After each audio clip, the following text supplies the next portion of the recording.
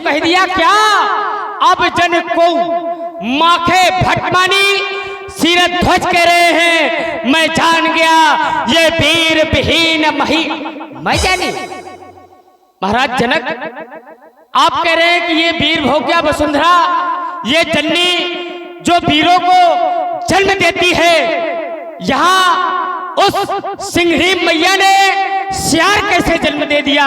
अरे महाराज, आप जैसे व्यक्ति के मुख से ऐसी वार्ता शोभा नहीं देती। विचार करिए, सिंहरी जब जाएगी तो सिंह को ही जाएगी, सियार नहीं जाएगी महाराज। रही बात आप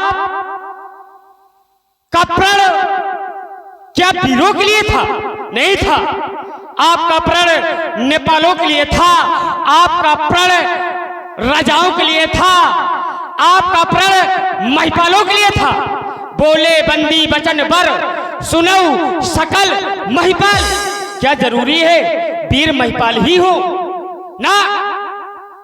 रही बात सिंहों की बात करते हैं महाराज, इधर देखिए, यहां पर साक्षात सिंह उपस्थित है और मैं ऐसे थोड़ी कहता हूं पुरुष सिंह दो वीर हरस चले मुनि भय हरन।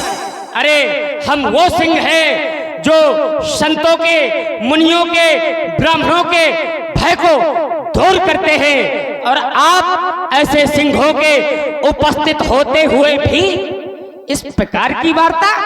महाराज जनक कह रहे पृथ्वी वीरों से खाली है, नहीं खाली। इसी पृथ्वी का नाम वीर भोग्या वसुंधरा है। क्यों? पृथ्वी पे वीर रहते हैं। महाराज जनक, ये धनुष क्यों नहीं टूट रहा? इसमें किसका दोष है? वीरों का ना। विचार करिए, आपकी पुत्री को ऐसा वर मिल चुका है कि जो पुत्री चाहेगी, जिस अमुख व्यक्ति के साथ में विवाह करने के लिए, ये उन्हीं से टूटेंगे। मन चाहे राजो मिले सो वर। कौन सा वर? जो तुम्हारे मन की इच्छा होगी। तो जाकर के पुत्री सीता से पूछो किस व्यक्ति से विवाह करना चाहती है। सीता जिसके तरफ इशारा दे देंगी ये टूट जाएंगे। और जब तक सीता नहीं चाहेंगी, कितनों प्रयास करते रहो, किसी को कुछ कहते रहो, महाराज जनक ये नहीं टूटेंगे। जब तुम्हारी पुत्री चाहेगी तभी ये टूटेंगे। क्यों? क्योंकि नारद वचन सदा सुच साचा और सोबर मिले जाहि मन। राजा ऐसा वरदान है, और जिस व्यक्ति से ये टूटेंगे उसी के साथ में सीता का पाण ग्रहण संस्कार होगा। महाराज जनक कहते हैं पृथ्वी पर वीर ही नहीं। जानते हो जिस दिन इस पृथ्वी पे वीर नहीं होंगे, आप इस मिथिला में वीर नहीं होंगे, तो आप इस मिथिला के राजा नहीं होंगे। क्या होगा? अरे आपके पैरों में बेड़ियां पड़ जाएंगी, आपके हाथों में हथकड़ी लग जाएंगी, आप किसी कारागार में डलवा दिए जाएंगे। जिस दिन वीर न होंगे इस धरती पे, तो धरती माँ का क्या होगा? परदेसी राजा यहाँ कर करे राज, तो इस भारत माँ का क्या होगा? यदि नदियां नाले पाप धुले, तो उस गंगा माँ का क्या होगा? रक्षक ही भक्षक बन जाए तो मित्रों गौ माता का क्या होगा? जिस दिन भी न होंगे धरती पे, तो धरती माँ का क्या होगा? महाराज जनक कह रहे तजहुआस निज निज गृह जाहू, लिखा न विधि वैदेव बाहू।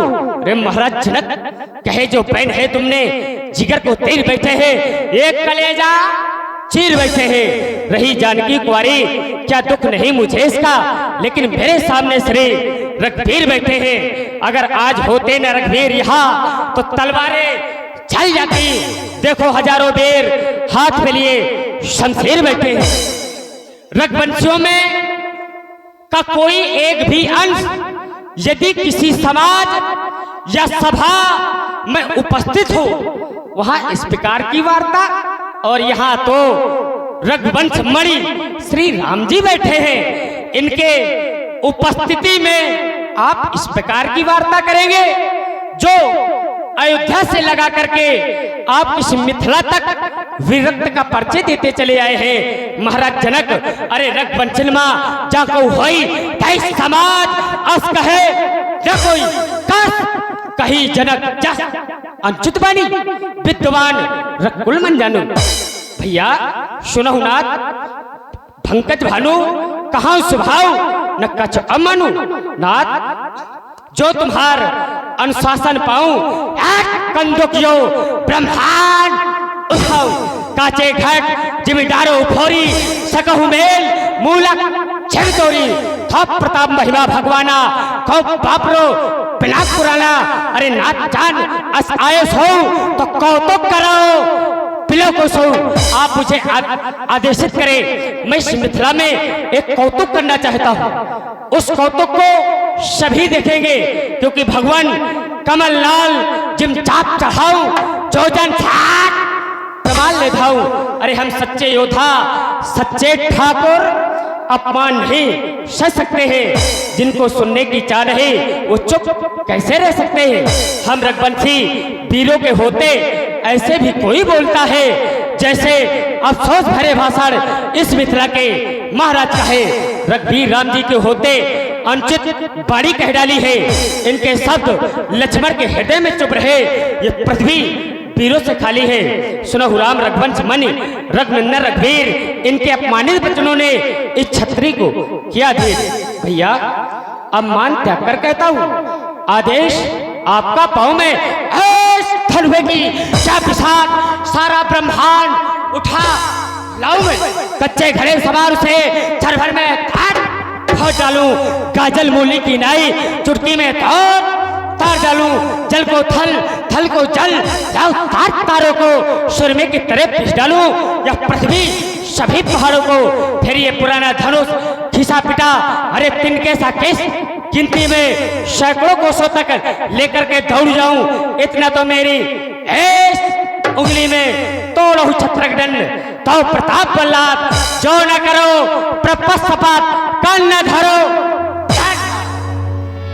हाँ ये लीजिए 101 रुपए की मुद्रा हमारे भैया श्री बोले डगमगान वही दिग्गज डोले सैनी रघुपति लखन निवारे प्रेम समेत निकट बैठारे।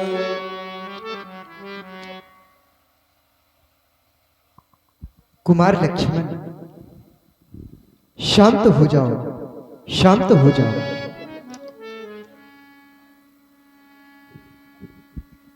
तुमने जो कुछ भी कहा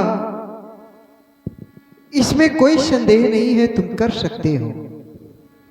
परंतु लक्ष्मण महाराज जनक हमारे पिता तुल्य हैं। उनके समक्ष में ऐसी वाणी का प्रयोग करना यह हमारे लिए उचित नहीं होगा। बड़ों के द्वारा किया गया अपमान हम छोटों के लिए सम्मान से बढ़कर के होता है और उनके द्वारा दिया गया स्थान तीर्थ स्थान से बढ़कर के होता है। लक्ष्मण समझाया उसी को जाता है जो अपना हो और अपने से छोटा हो। इसलिए मैं तो तुमसे ही कुछ कह सकता हूं क्योंकि तुम मेरे अपने हो और मुझसे छोटे भी हो। किसी भी वृक्ष में यदि फल लगते हैं तो उसकी डाली हमेशा नीचे झुकती है, कभी ऊपर नहीं जाती। ठीक उसी प्रकार से जो वीर होते हैं वह अपनी वीरता को दिखाया नहीं करते। कुछ बातों को सहन कर लेना यह भी एक प्रकार की वीरता ही होती है। इसलिए लक्ष्मण ऐसे शब्दों का प्रयोग ना करो जिसे सुनकर किसी के हृदय को कष्ट हो। शांत हो जाओ, शांत हो जाओ भैया, शांत हो जाओ भैया। तजो क्रोध को शांत हो जाओ छैया। अब तजो क्रोध को इस समय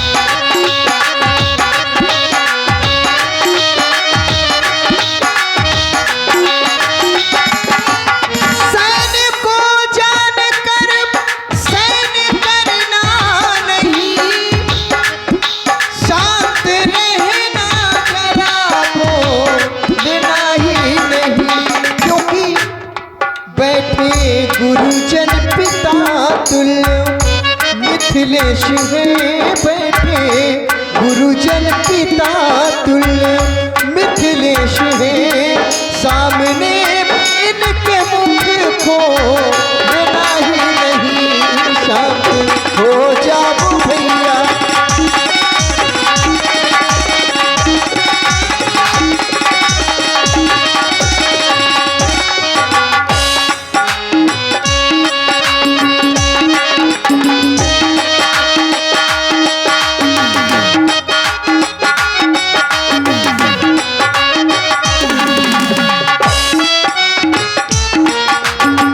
हमारा ध्यान अब माता सुनैना की ओर जाता है।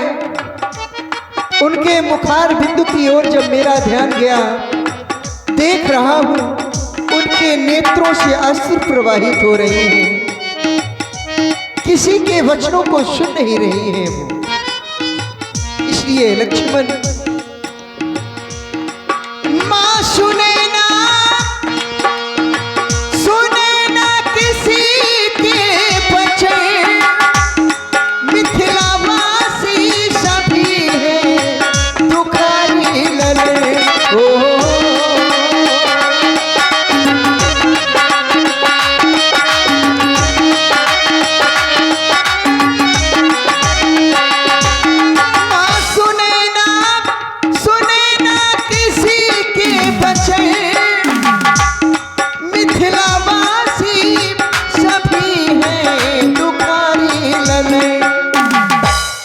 ना रहेगी, हाँ ना रहेगी कुंवारी कुंवर जानकी, ना रहेगी कुंवारी कुंवर जानकी, जानकी जानकी है प्यारी ललन, शांत हो जाओ भैया।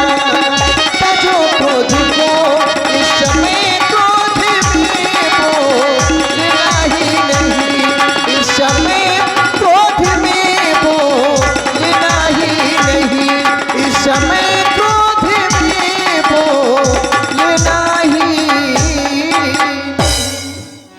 क्रोध का त्याग करो, आसन ग्रहण करो। विश्वामित्र समय सुख जानी,